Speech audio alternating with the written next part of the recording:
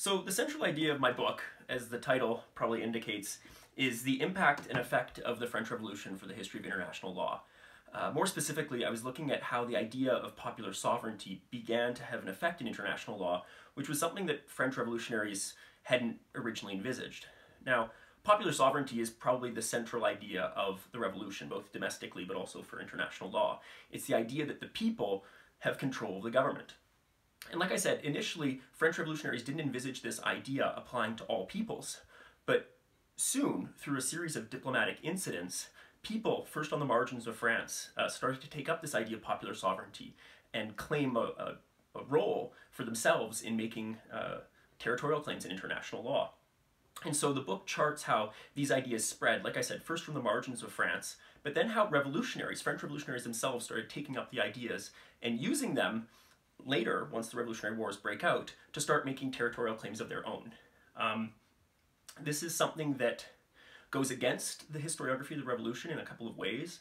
First of all, the Revolution isn't really examined much in the history of international law.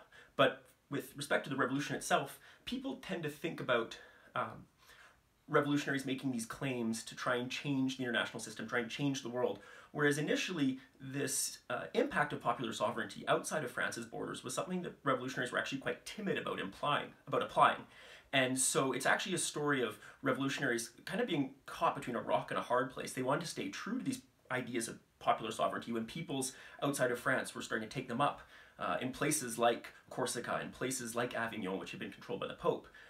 But over time, revolutionaries saw that these ideas were fundamental principles that they held dear, but also could be quite useful, like I said, in that later period of the Revolution when they started using them to make territorial claims.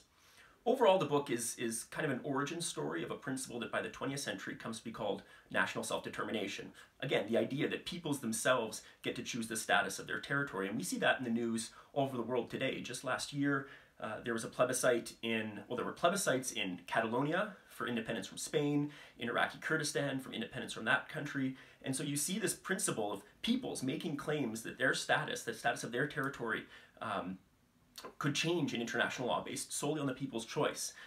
This is a very important principle in the world today, and it dates back to the time of the French Revolution.